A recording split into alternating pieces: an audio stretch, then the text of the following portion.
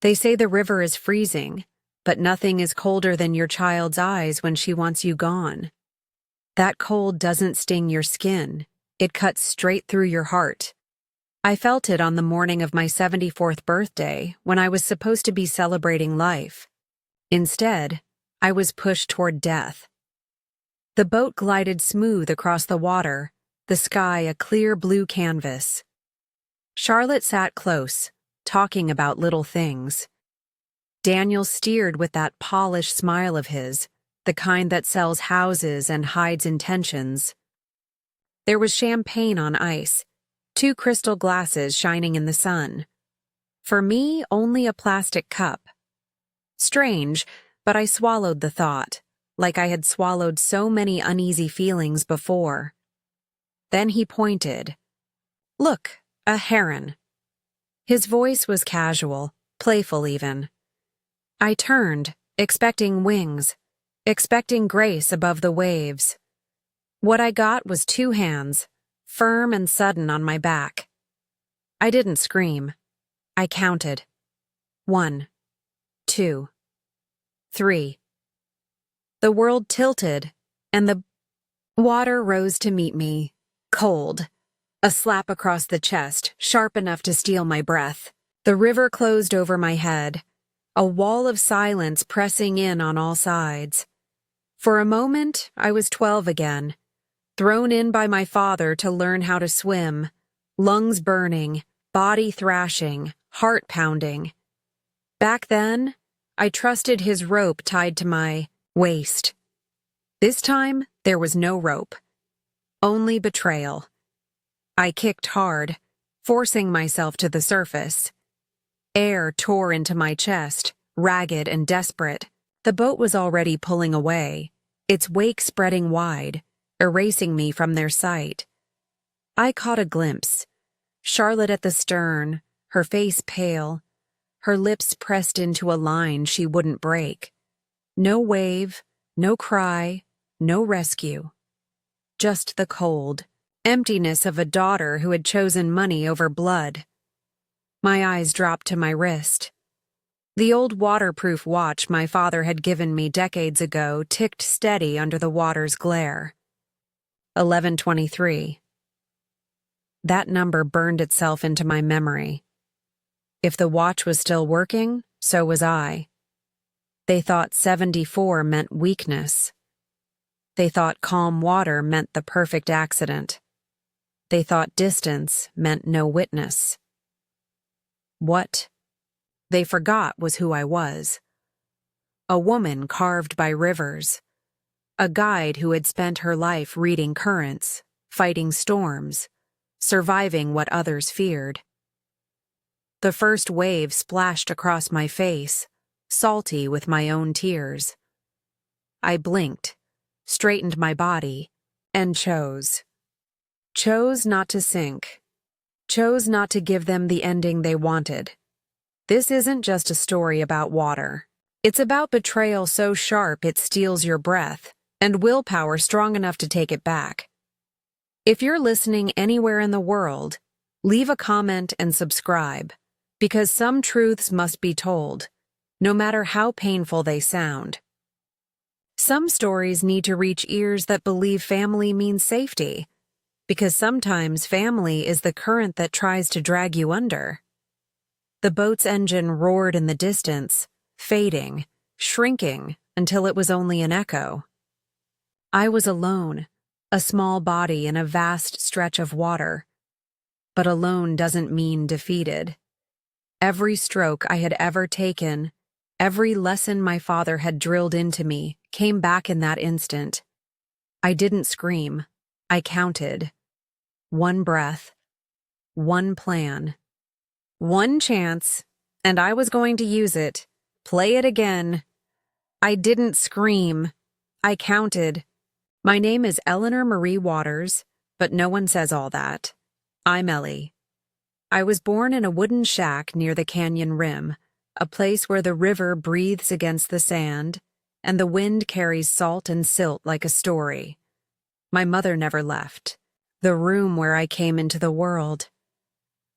The midwife wrapped me, My father held me, and the house fell quiet in a way that never really ended. My father was a river guide. People called him Joe on the bank and Sir when the weather turned. He knew rocks by feel, wind by taste, and depth by color. He taught me the first rule before I could say the words right. Respect the river. Never fear it. Fear makes you clumsy. Respect makes you careful. He kept a watch that could go under and keep time. A foreign sailor sold it to him for a month's pay, or so the story went.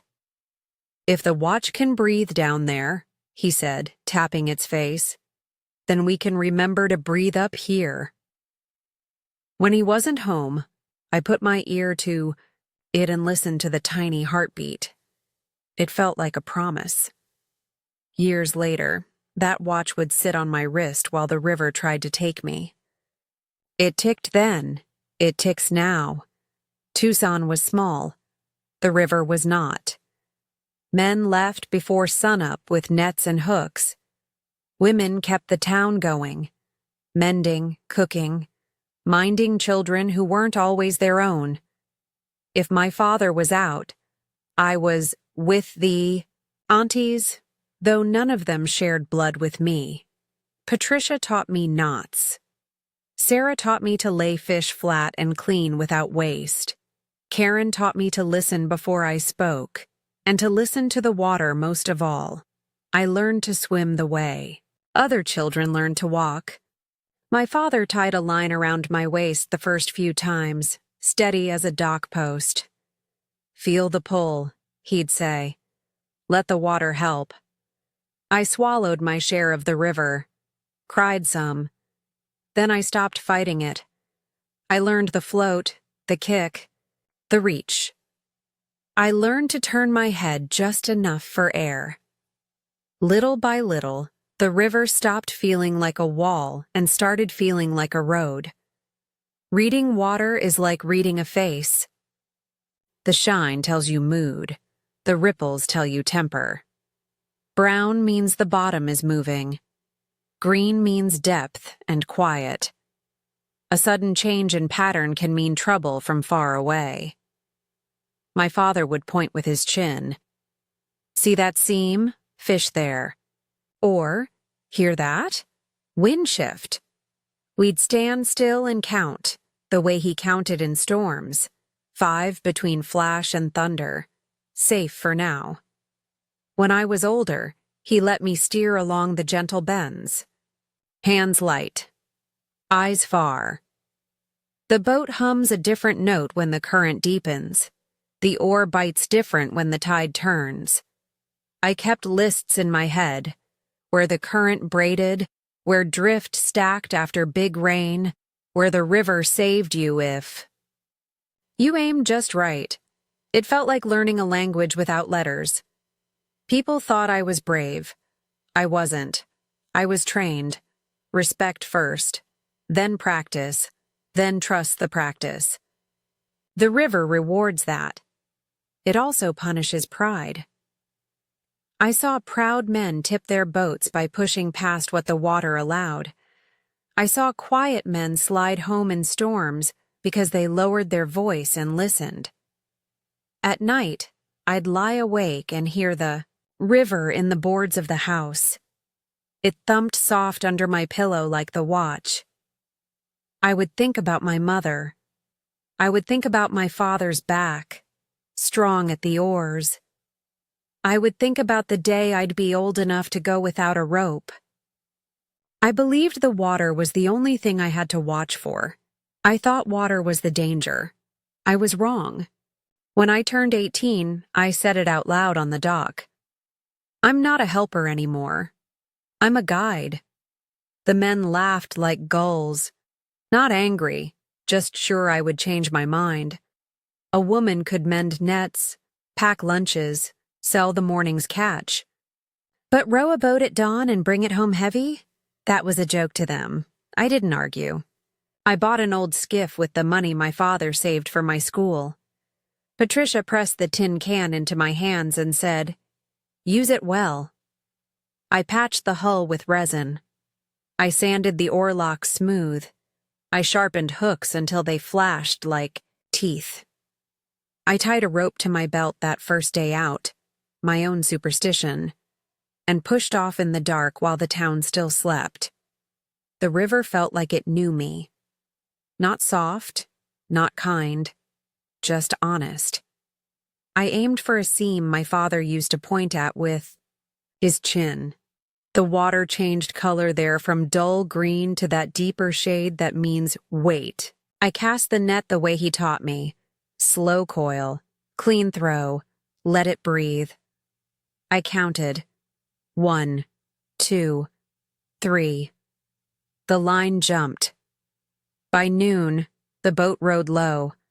Bass, trout, a surprise burst of silver that lit the deck like a sky of small stars. When I rounded the last bend, men were sitting on crates, ready to time my return and smile. The smiles didn't come. The boat did the talking. I slid to shore and pulled the first net to the dock. Fish thumped the boards in a drumbeat. No one laughed. One of the older guides spit in the sand and said, "Well, Ellie." After that, they greeted me in the mornings like any other guide. Not with warmth at first, with weight. The weight of work, the weight of respect that comes slow. I took my place in the line at the market. I learned the better prices, the bad buyers, the days to hold and the days to sell. I learned weather in my bones, not just my eyes. But Tucson grew smaller each year. More boats, fewer fish. I could feel the river thinning under my oars. A friend told me about Lake Havasu City. Bigger water, choppier wind, people with cash who still liked fish cooked the day it swam. I went to look. The Parker Strip looked like a ribbon of blue glass tucked into heat and rock. A man there wanted to sell his spot and a small cabin with a porch that faced the water. I signed with a hand that shook and moved my life. Havasu taught me new tricks. Tourists didn't want to haggle. They wanted a story and a clean fillet on a paper plate. I set a table on the sand, right where the wakes curled, and worked in full view. Knife flat. Strokes even. No waste. I salted the skins and hung them to dry. Kids pressed close to watch. I told them how to read the color of water. Their mothers paid double what the market ever offered and came back with friends. That's where Walter found me. He owned the little general store off the road. He came for fish and stayed to talk. He didn't mind the scales on my sleeves. He asked about the river the way a person asks about a person, not a thing. He had hands that looked like they fixed problems. He carried quiet around with him like shade. We married 6 months later in a chapel that smelled like lemon oil and dust. A few guides stood in back with sunburnt faces and clean shirts. We went home to the cabin and ate too much cake on the porch while the river winked in small broken lines. Marriage didn't change the water. I still rose in the dark. I still pulled oars until my shoulders hummed. But now there was someone to meet me at the door, someone to say, "How was it?" and mean it. The years were simple and full. Work. Eat. Laugh. On Sundays, we sat on the porch and watched the river tell its long, low story. We didn't need much. A fixed roof. A kettle that sang. A watch that ticked.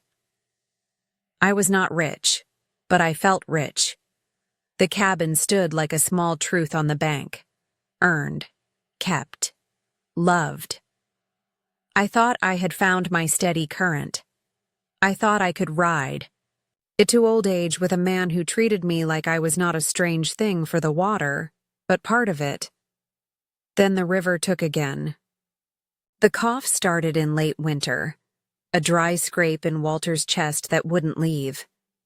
He said it was dust from the shop, or cold air rolling off the river at dawn. He said it would pass. It did not. We tried teas, honey, quiet days. We tried not to worry. Then came the nights when he sat straight up to breathe, eyes wide, hands braced on his knees like the air had thinned. I drove him to Scottsdale in our old truck. Bright rooms, white coats, words that landed like stones. Aggressive. Spread. We'll try.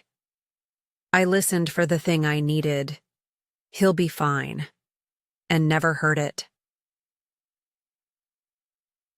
The weeks took on a new tide.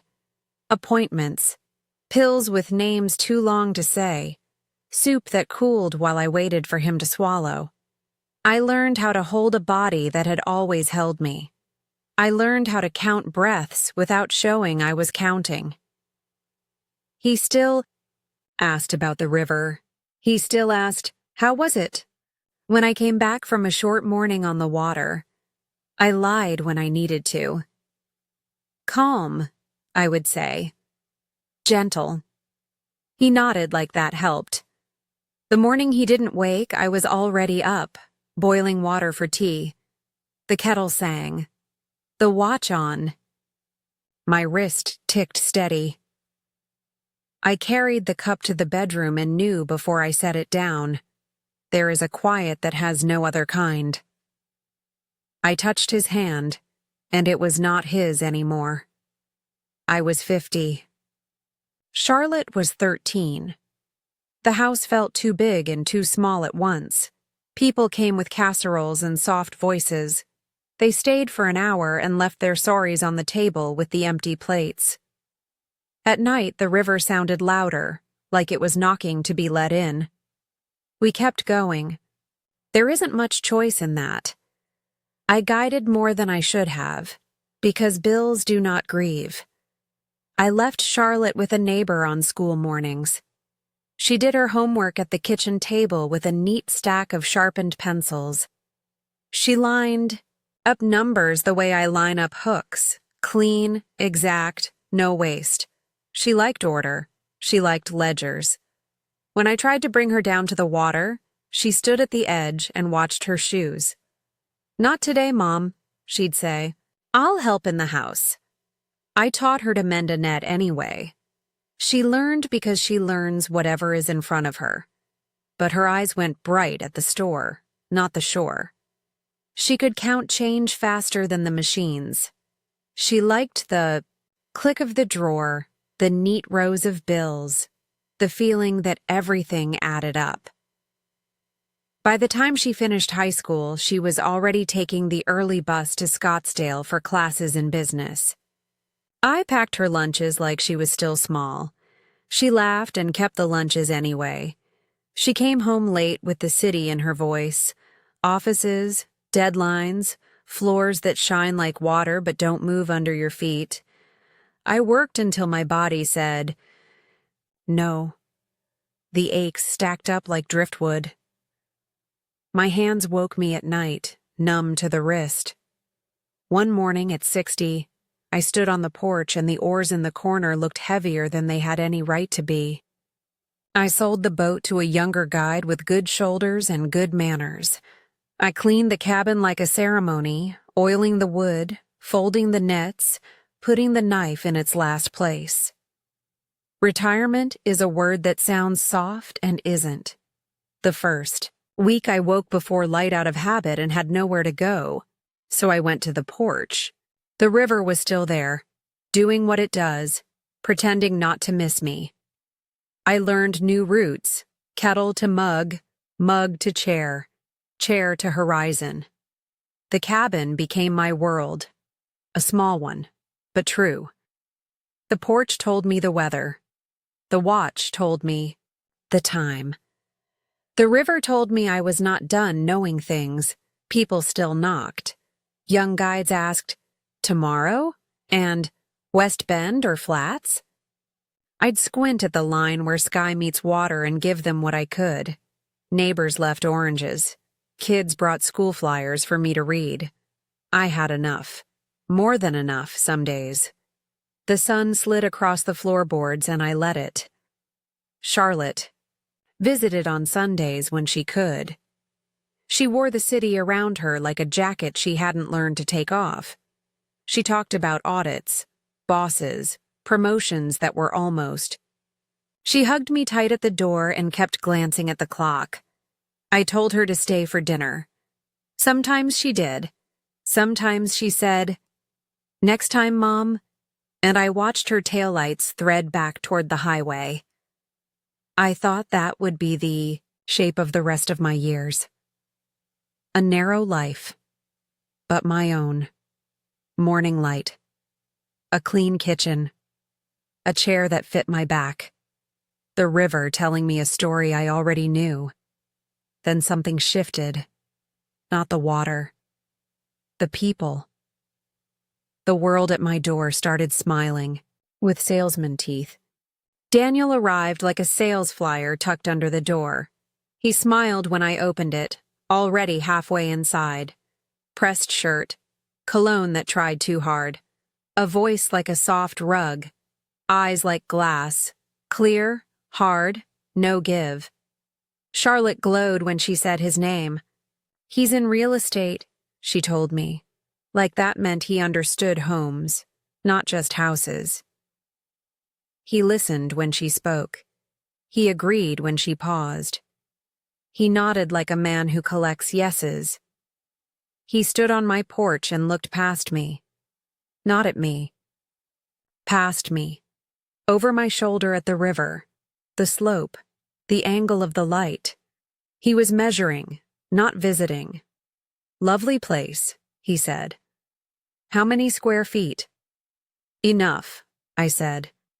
He laughed in that soft way people laugh when they think you've joked for them. They began small. "Have you thought about an apartment?" Charlotte asked at Sunday lunch. "Elevator, no stairs." "I have legs," I said. "Safer neighborhood," Daniel added. "Closer to hospitals." "I have neighbors," I said. "Closer than any hospital." Next time they brought a brochure. A smiling gray-haired couple held hands in a garden. The heading said, "Independent Living." The pictures showed wide halls and big chairs and no river. "It's not a nursing home," Charlotte rushed to say. "It's a community." "I already have one," I said, and poured more tea. They pushed without saying the word push. "We worry," Charlotte said. "What if you fall?" "I've fallen in worse and come up fine." "The break-ins," Daniel murmured. "Waterfront attracts trouble. Waterfront attracts fish," I said. "Trouble finds a way no matter where you put your bed." They stopped talking and started arranging. A friend of his just happened to call me about cash offers. A banker just happened to leave a card in my mailbox. A contractor just happened to say the hill was unstable and the steps non-compliant. The world around my porch learned a new word, liability. "Think about your legacy," Daniel said one evening, leaning on the rail like he owned it. "Don't." "You want Charlotte to be comfortable?" "She knows where the kettle is," I said. He smiled wider. "You're very independent." "I am," I said, "and I plan to stay that way." He brought an apartment flyer next. Tiny rooms made to look big with mirrors. "Doorman, gym, views," he said, tapping the page. "You'll love it." "I need the river at my feet, not across the street." I handed it back. Charlotte tried a softer door. "Mom, it's not about money." "It's always about money," I said. "I just need to know whose." They changed tempo. He came less. She came more. She stayed shorter. Her eyes learned. That same measuring sweep. The cabin turned from story to stock, from porch to asset, from home to hold. One Sunday she stood at the sink and said, "You know we want what's best for you." I know what's best for me, I said. It's right outside that screen. The next week, Daniel stopped by alone. He held a folder like a bouquet. Estate planning, he said, silky. These things can be complicated. They can, I said. But they don't have to be. He tried one more angle. We could rent this as a vacation spot. Great cash flow. We'd manage everything. You'd be set. I'm already set, I said. Chair, kettle, view. He laughed, but his eyes tightened. You're stubborn. I'm alive, I said. That usually takes stubborn. Pressure is a kind of weather. It builds slow. It wears at edges. It looks like concern until it doesn't. I learned to cut conversations short. I learned to change subject faster than a wind shift. I kept my papers close and my porch closer. The day he brought a residential community brochure and set it on my table like a gift, I slid it back across the wood. I don't want this, I said. He lifted his hands, palms smooth. Then something special, he said. For your birthday, a day on the water, just us. You'll love it. Charlotte's smile was too tight. You'll love it, she echoed. I should have said no. I wanted to say no. Habit said yes because the river had always been my friend. The last gift they planned was a boat ride. The morning was perfect. A blue so clean it looked washed. The river lay flat, like it had ironed itself for me. I dressed simple, light cotton that dries fast, hair in a tight bun, the old watch on my wrist. I touched its face once before I stepped outside. Tick. Still with me. Charlotte was on time, which was not like her. She honked, waved, smiled too wide. Happy birthday, Mom. She drove Daniel's shiny sedan. He's already at the pier, she said. Surprise! The marina felt like a place built to impress. White hulls, polished railings, people in sunglasses who talk too loud. Daniel met us at the slip in a white shirt and a smile that fit too well. Ready for the best ride of your life? He said, and the words stuck in my ear like a burr. The boat was what they call a day cruiser, not a yacht, not a guide skiff. Something in between. Cushions in the stern, a small cabin up front, an engine that hummed like it had opinions. I noticed the first odd thing right away. We were the only three on board.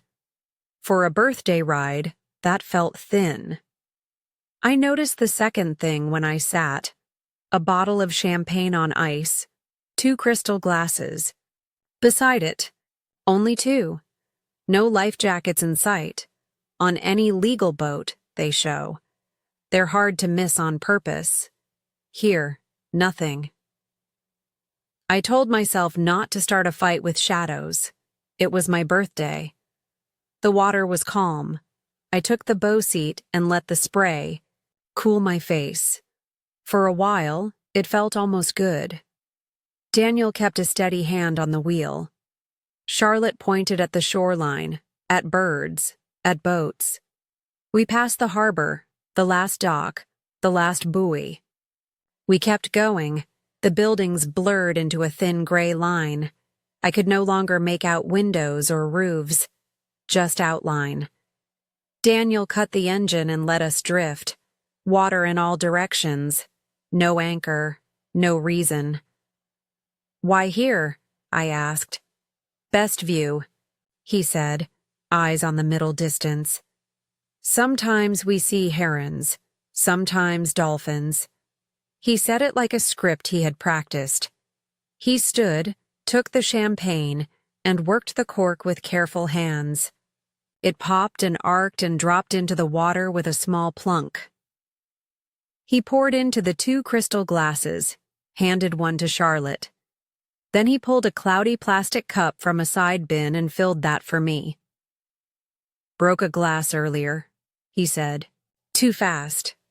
Only 2 left." I took the cup. The bubbles were fine at the rim. The smell was wrong. Champagne should smell like apples and bread. This had a bitter back note, sharp as a coin on the tongue. I lifted it, touched it to my lip, and let only the smallest wet kiss pass. I did not swallow. They both watched me. A quick glance between them. A quiet question asked and answered with eyes. "Delicious," I said, and smiled like a woman who can't tell good from bad. A light wind picked up. The boat turned slowly, on its own axis. We were a dot on a blue plate. No other boats near. No sound but water patting the hull and the soft tick of my watch under the sun. Daniel leaned against the rail, casual, like a man on a postcard. "You know," he began, tone easy, "about the cabin. I think we were wrong to push. It's your home, built with sacrifice." The words were right, the music was off. But I wanted them to be true, so I let them rest between us for a breath. He looked past me then, narrowed his eyes. "Look," he said, lifting his chin toward the open water. "A heron." I turned because I always turn for birds, because years of guiding had trained my neck to follow wings, because habit can be a kind of faith. 2 hands found my back. Not a brush, a drive. Strong, certain. The kind of push that has an end in mind. The rail met my legs. The sky flipped, cold hit like a sheet of glass snapping. The river took me in one clean swallow, and the world went quiet. The way it does underwater, when all sound is just your own heart knocking to be let out. When I broke the surface, the engine already rose to a roar. The boat's stern swung. Away, white churn foaming like teeth. Charlotte stood there, small and still, her face a color I had never seen on her. She did not move. She did not call out. Daniel didn't look back. I tasted the air. I tasted salt and metal and the truth. I did not scream. I counted. 1 breath, 2, 3. My father's watch threw light at me with every tick. He pointed at a heron. I turned. 2 hands found my back. Cold slammed me so hard my lungs forgot their job. For a few seconds I was all panic, arms everywhere, mouth open, heart banging at the cage. Then training found me. Close the mouth, blow out slow, small sips of air, count 1, 2, 3. I rolled to float and let the first shock burn off. The sky was a hard blue coin. The boat was already a smear. I did not look long. Looking steals strength. I checked what mattered. Shoes gone? Yes. Kicked free on the drop. Dress heavy? A little, but cotton. It would not trap me. Watch on? I lifted my wrist and saw the face blink silver. Still ticking, still mine. I turned in place to take the water's measure the way my father taught me. Don't fight yet. Read first. Wind, light from the east, pushing the top skin of the river into mine. Small steady ripples. Tide. The pull under me ran out and away, not in. I could feel it on my calves like a slow hand. Outgoing. Bad for the straight line. Good for a diagonal if I chose right. Land was a thin bruise on the horizon. I scanned for fixed points. There, the Fay. Harbor lookout, a faint bright tooth that flashed and disappeared as the water rose and fell. Far, but not fantasy. A darker smudge along shore, trees or rock, just right of the light. 2 markers. Enough. I spoke to calm the animal inside my chest. You know this, I said. You were raised on this. My voice sounded small, but it held. Rule 1. Never swim at the water head-on if you can ride its shoulder. With an outgoing tide and a soft east wind, a line straight to the lookout would spend me. I angled right of it instead, letting the push slide past my left hip. Diagonal in, long strokes, low head, save the legs. I set a rhythm I could hold for hours, not minutes. Crawl to build distance, backstroke to rest the arms, breaststroke when I needed to sight and reset. Counted breaths in 4s, counted strokes in 10s. After 10, check the watch, check the light, check the wind, repeat. Simple rules keep panic small. The watch became more than time. It was a metronome. It was my father's hand on my shoulder. Each tick said, breathe. Each tick said, keep the line. When a wavelet slapped my mouth, I did not curse. I closed, turned, and took the next breath clean. When the dress clung, I slid a hand under the fabric and smoothed it so it would not twist. Small acts, many of them. That is how you cross. My mind wanted to leave the water and run back to the boat, to the why, to Charlotte's face, to the plastic cup. I would not let it. I gave myself one thought only, the harbor light. If other thoughts came, I fed them to the count, 10 strokes. Sight. 10 strokes. Sight. A gull wheeled once and was gone. The sun lifted, the river darkened a shade, then cleared again. I felt the tide's shoulder lean harder, which told me I had judged right. Its core was left of me. Good. Let it work past. Let it tire itself out while I moved as the long way became the only way. My arms began to ache in a deep, old place. I changed to backstroke and watched a thin cloud slide across the blue. I kept my chin tucked to keep my hips high. I blew air in a thin stream, the way we tell children who are afraid to put their face in. Even old guides use children's tricks when the cold gets in the bones. I measured time by sun and watch and how many times I told myself not to look behind me. I failed once, glanced back and saw nothing but glare. Good. Let them be gone. Let their story end there. Mine was forward. I made a promise out loud so someone would hear it. I'll bring this body home, I said, and then quieter, for you, Dad. The promise warmed me more than the sun. A little wind shift riffled the surface from the southeast.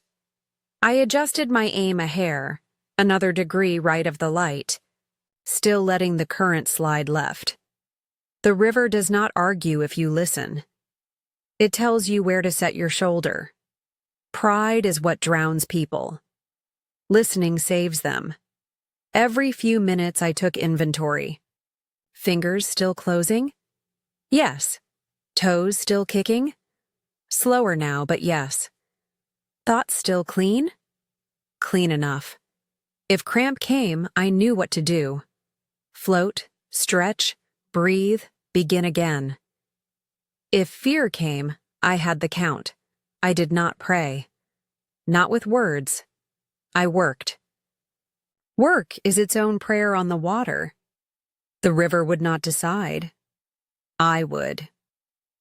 The first mile felt almost like a memory. My arms remembered the path. My breath found a rhythm. My mind pinned itself to the harbor light. A faint flash that came and went like a blink. I counted sets of 10. I let the current slide past my left hip and kept my aim a finger width right of the light. The darker tree line sat farther right still, a low smudge I checked each time I lifted my eyes. By mile 2, the burn woke in my shoulders. I rolled to backstroke to rest the front of me and let different muscles carry the load. Small kicks, arms sweeping easy. The sky above was a hard blue plate with one thin cloud that refused to move. My mouth tasted like metal and sun. Sip the air, I told myself, a thing I say to scared children on lesson day. It worked on me, too. A small shape bobbed ahead. Red paint, rust freckles, a cone top. A channel buoy. It was off my line, but near enough to bargain with.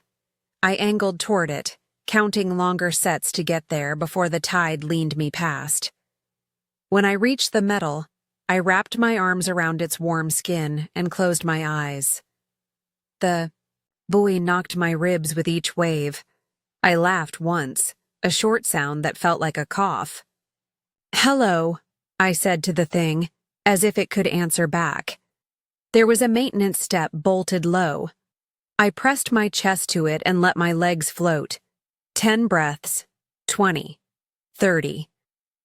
I looked at the watch. The hands had marched from 11:23 to a little past 2. 3 hours gone to water and will. The light on the horizon looked a touch larger. The tree line looked a shade darker. That was enough to go on. I slid off the buoy and took the water again. The river felt colder after the rest. My calves quivered. A cramp flirted with my left foot, then bit. I turned on my back and pulled my toes toward my shins, slow and sure, the way we teach. The knot loosened. I spoke aloud so fear would have to share space with sound. "Not today," I said. "You don't get me today." The sun shifted toward afternoon and made a path of glitter that hurt my eyes when I sighted. I learned to look beside it, not into it. I kept my line to the right of the light, still giving the tide room to run past me. The wind freshened and put a chop on the surface. Each little peak slapped my cheeks. I narrowed my mouth and took air sideways. Mile 5 tasted like rust. My hands grew dumb. I switched to breaststroke to keep my head up and see. My arms sculled. My feet swept to frogs. Kick. The harbor light blinked, steady now, a metronome on the horizon. Blink. Count 10. Blink. Count 10. I imagined my father tapping the watch face like he used to. "Keep time," he'd say. "Time will keep you." A shadow brushed the back of my calf and sent a bolt up my spine. I jerked and coughed river. Probably a fish, nothing more. But fear doesn't listen to probably. I talked through it. "Fish don't want you. They have their own troubles." Speech steadied the hands. I returned to crawl, shorter strokes now, saving the shoulders for the last mile I knew was coming. By mile 6, the tree line was no longer a guess. I could see breaks where sand cut through and a darker clot that had to be a clutch of rocks. The light winked from a real tower, not just a bright tooth. Boats began to nose in and out of my far left, small dark triangles at the edge of sight. Evening was turning the river back toward town. With boats comes wake. The first one hit me from the side, a shoulder-high fold that lifted and dropped me like a toy. I turned into the second and rode over its back. Wakes don't drown you if you face them. They drown you when you panic and turn away. I took them like hills, up, over, down, and then found my count again. The watch hand stepped past 6. Shadows lengthened on the chop. The harbor mouth opened as a notch in the land, and I could make out the black ribs of the pier.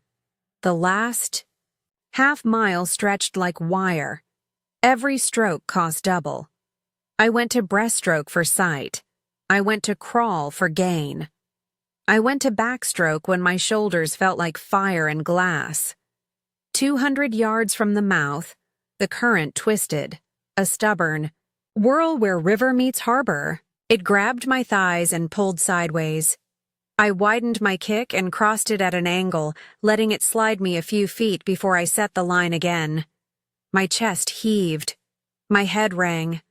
The watch face threw a weak flash, as if it were breathing with me. Then the rocks under the pier showed their teeth. I could see slime on them. I could see bolts in the ladder. 50 yards. 30. 10. I reached and my fingertips scraped metal. I missed and cursed and reached again. This time I caught the bottom rung. It rang under my hand. The ladder might as well have been a cliff. My arms shook so hard the rungs blurred. I hooked an elbow, then a knee, then the other foot, then dragged what felt like a 100-year body up one rung at a time. At the top, I rolled onto the concrete and lay there with my cheek against the warm grit, listening to my own breath scrape in and out. Above me, gulls argued. Around me, the world continued like it always does, indifferent and beautiful. I looked at the watch. The hands pointed a little past 7. 8 hours from push to pier. Alive. I closed my eyes and let the heat soak my bones. The water was behind me. The hard part was ahead. Surviving the water was the easy part. I lay on the warm concrete and let my breath catch up to me. Sounds came back in pieces. The slap of wake against pylons, gulls complaining, a cart rattling over boards somewhere behind me. I sat up slow. The harbor light blinked as if nothing had happened in the world. Then their boat nosed into the mouth.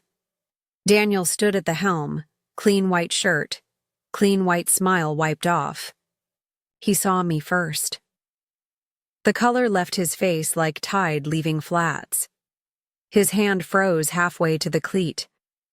Charlotte followed his gaze and wilted where she stood. She gripped the rail with both hands and did not blink. I didn't wave. I didn't call. I didn't point. I just looked at them from the bench beside the ladder, soaked to the bones and breathing air they thought I'd never taste again. People on the dock moved around us, tying lines, lifting coolers, talking about dinner, plans. No one knew the theater playing in that small space between our eyes. I watched Daniel's mind run through scenes he'd rehearsed. The shout for help, the tragic story, the earnest search. None of it fit with me sitting there, alive with river hair and a watch that still ticked. Charlotte put a hand to her mouth, then to her throat, then to the rail again. She looked smaller than I'd ever seen her. Not young, just small. She didn't speak. Neither did I. Silence can be a blade. Used right, it cuts true. I let it do the work. Their fear did the rest.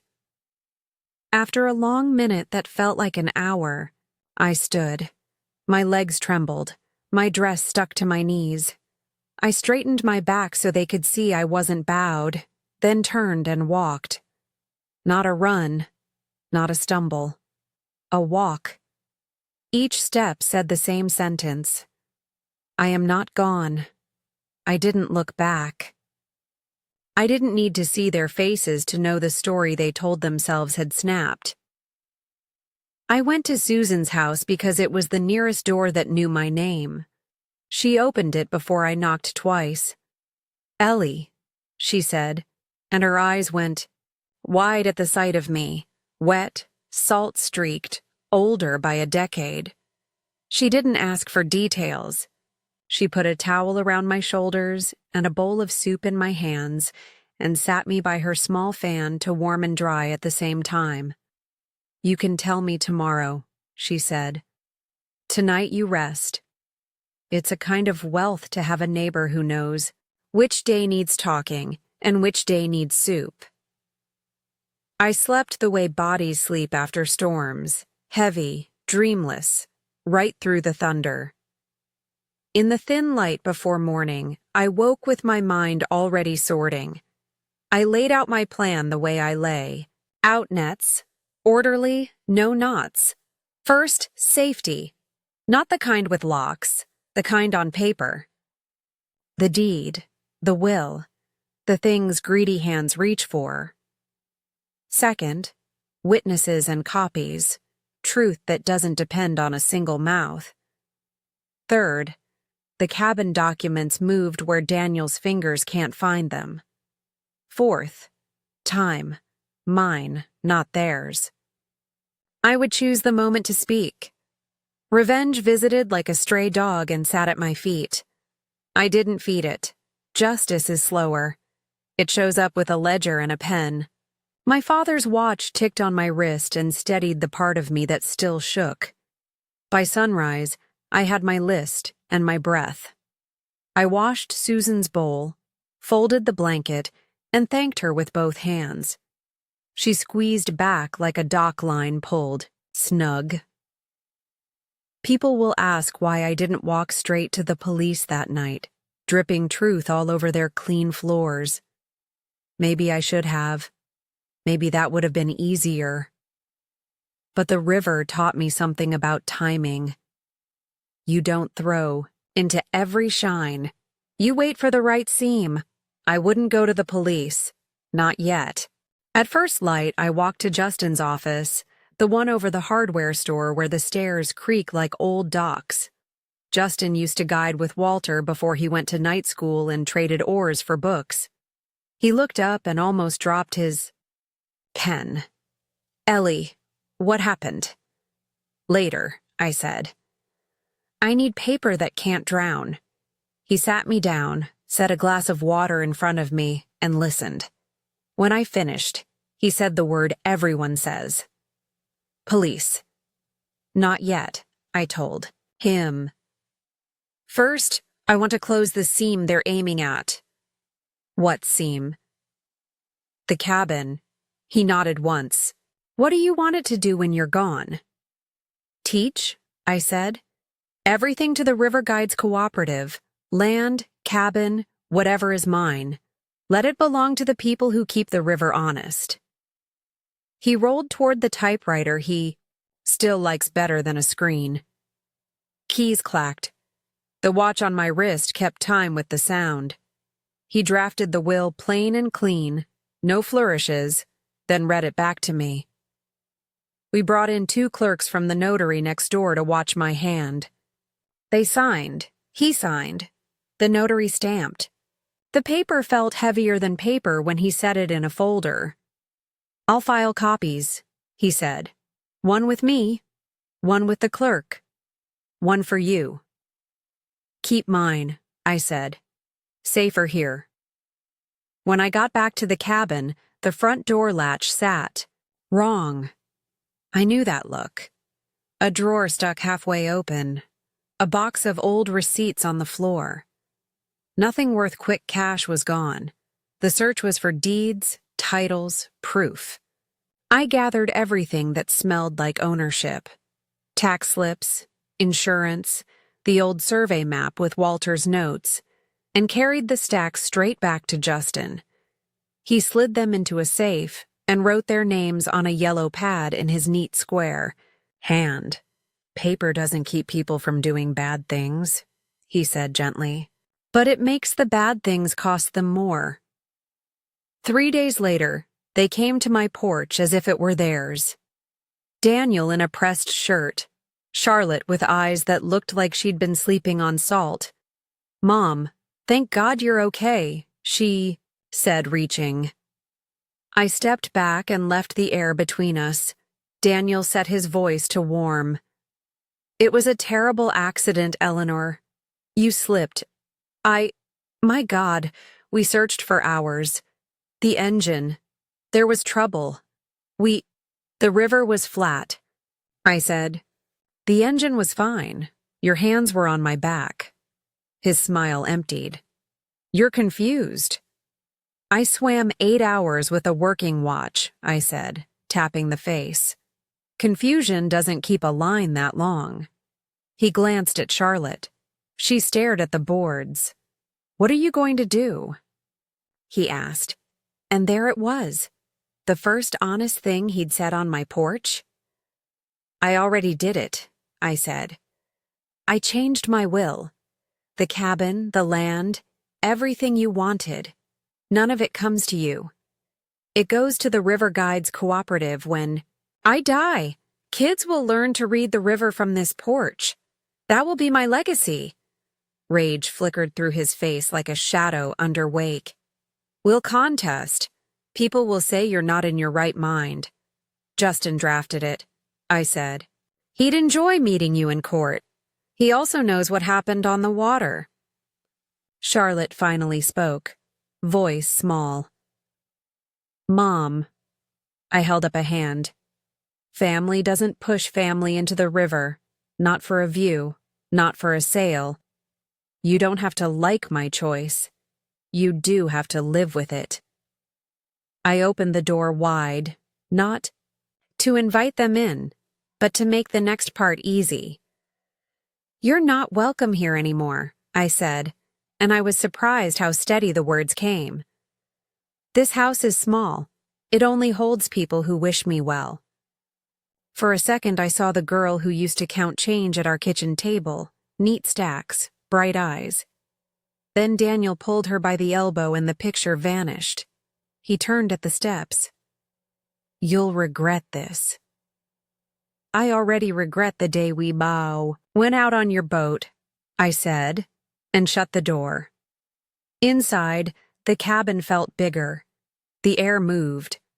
The river's sound came in like a friend at the screen. I set the kettle on and watched the flame hold steady blue. My hands shook once, and then, we're still. They lost the cabin, and the mother they thought they owned. After they left my porch, the house felt quiet in a better way. The kind of quiet that lets you hear what matters. I sat with my tea and watched the beach.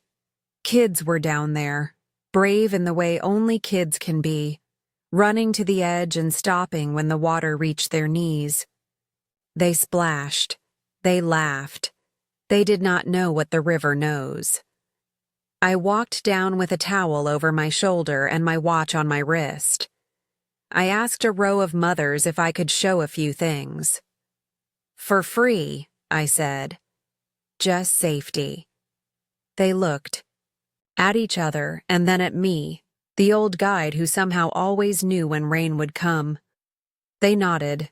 We started where the river is kindest. Shallow, sand firm under feet. First lesson was breath. Blow out slow, I said, like you're cooling soup. Then float. Head heavy, hips high. The water wants to hold you if you let it. Then kick.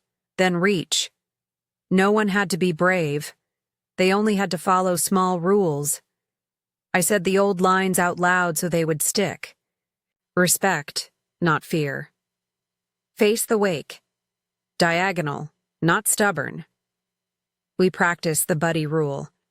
We pointed out the color changes that mean depth. We watched flags and listened for wind in the trees. We talked about life jackets like hats. Put them on before the sun hurts you.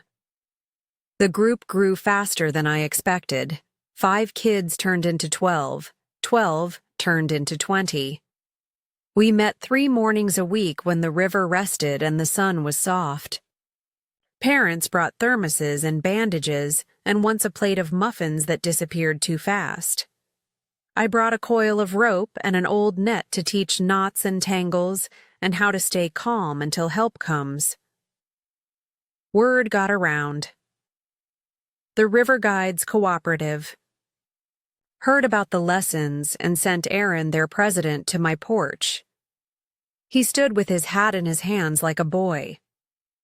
Ellie, we're starting a river school, he said. Not fancy. Just a way to keep the old knowledge and teach the new. Would you be our instructor? Or our compass? I laughed at that. I'll help, I said. But the river is the compass. We just listen. They gave us a small shed by the beach for life jackets and floats. They bought rescue tubes and a proper first aid kit. I trained. 2 young guides to help in the water when my shoulders got tired. We wrote a 1-page plan that anyone could read. Check the sky, test the current, count heads, never turn your back on a wave. The town began to say, "Ask Ellie again." Not like a story, but like a plan. One day the sky went dark in the afternoon. A quick-built storm from the southwest. Wind hit hard and stacked the river into steep, mean chop. A guideboat didn't return. 5 men out. Radios crackled but didn't carry far enough. People gathered at the beach with eyes that wouldn't stay still. They came for me like I was a weather vane. I walked to the edge and tasted the air. I watched the set of the waves and the angle of the white. "They're alive," I said, because the wind smelled wet but not cold. "They'll be behind Lake Mauve, out of the fetch. Send 2 boats that can take a hit. Go wide of the south point. Don't fight the cross-current at the mouth." I spoke like I was talking to my own hands. They went. We waited. In 3 hours, the rescue boats came back towing the lost one, all 5 men sitting soft with their jaws slack and their hands shaking. The beach breathed out in one sound. No one cheered. We don't cheer the river. We nod to it and say, "Thank you." After that, the program was not just lessons. It was proof. The cooperative printed little cards with simple rules and my 3 lines. Parents taped them to fridges. The school asked me to talk to 4th graders about wind, tide, and what to do when your feet can't find bottom. I brought the old watch and let each child hold it for 1 tick. A reporter from the local paper came, then a camera crew from Phoenix. They called me the River Grandma. I winced at first and then let it be. If a name gets people to listen, let the name do its work. I told the camera the only thing that matters. Respect the water. Learn before you need it. The story ran on a Thursday night. On Friday morning, we had twice as many kids. My cabin shifted without moving. The porch became a classroom.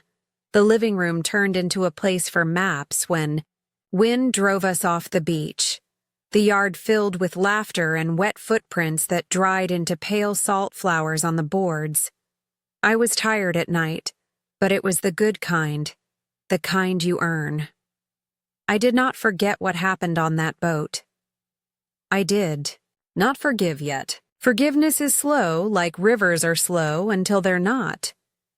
But I had work. Work is a kind of healing.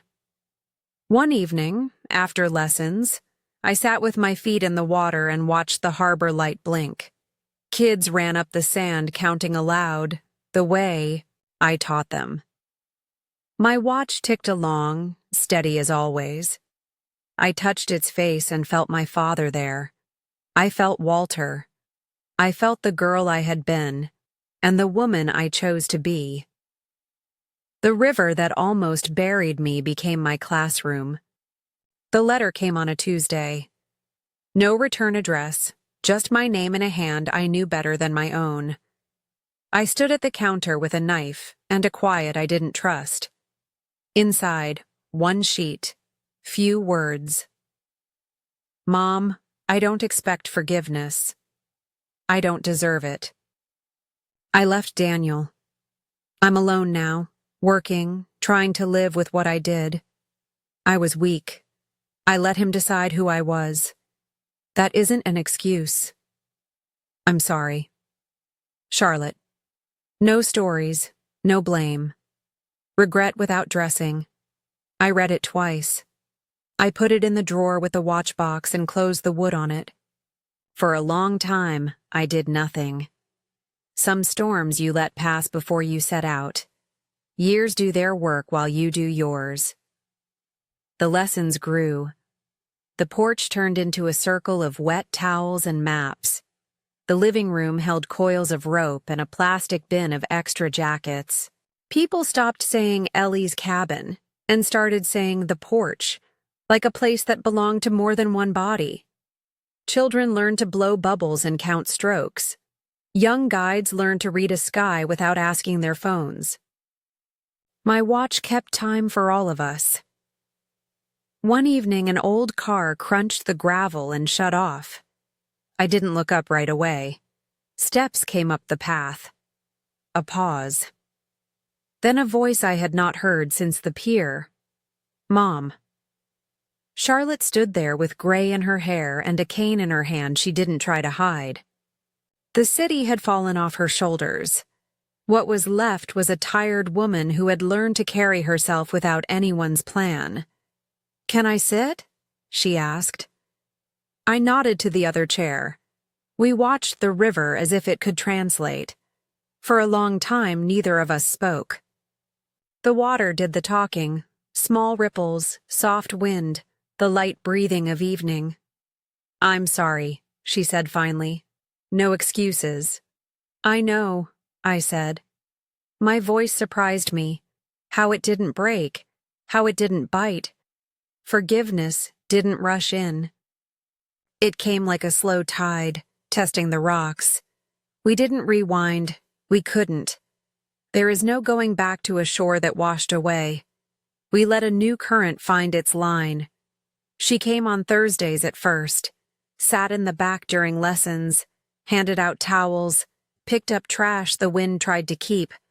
She did not ask to teach. She did not stand where I stand.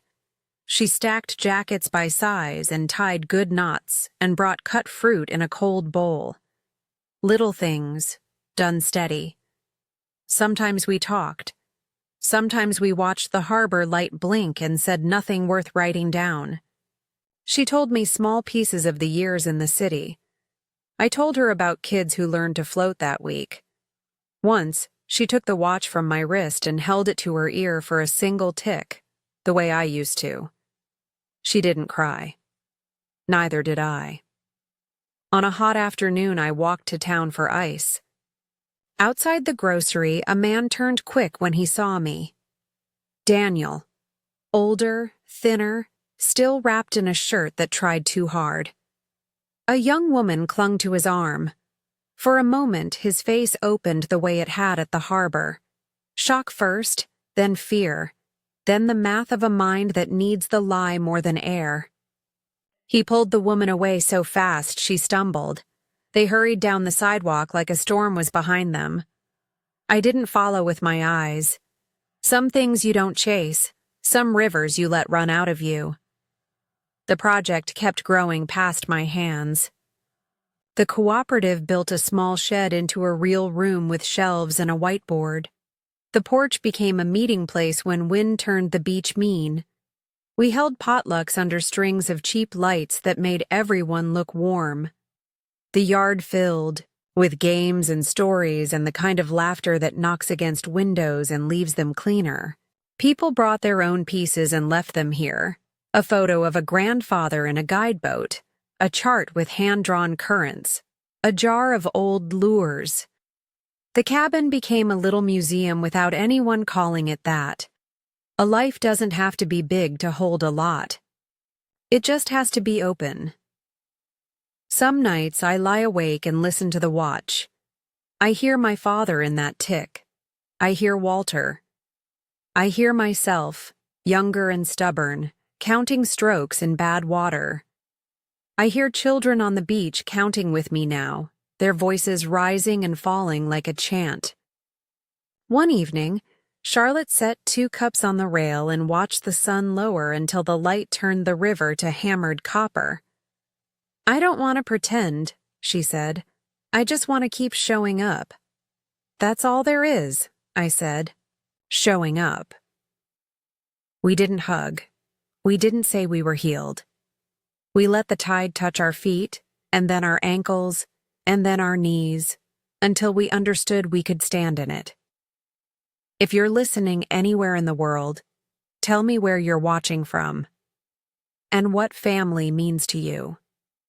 If stories of courage matter to you, subscribe. We tell them carefully. We tell them the way rivers teach, patient, honest, without hurry. The sun slips behind the ridge and pulls a line of pink across the water. Kids chase each other up the sand, dripping and happy, shouting numbers I taught them. The harbor light starts its blink. My watch ticks on my wrist, steady as ever. The day goes quiet in that good way. The river keeps its promise. I keep mine. And we sit on the porch while the last light holds, letting the water finish the story for us. Soft, certain, still moving.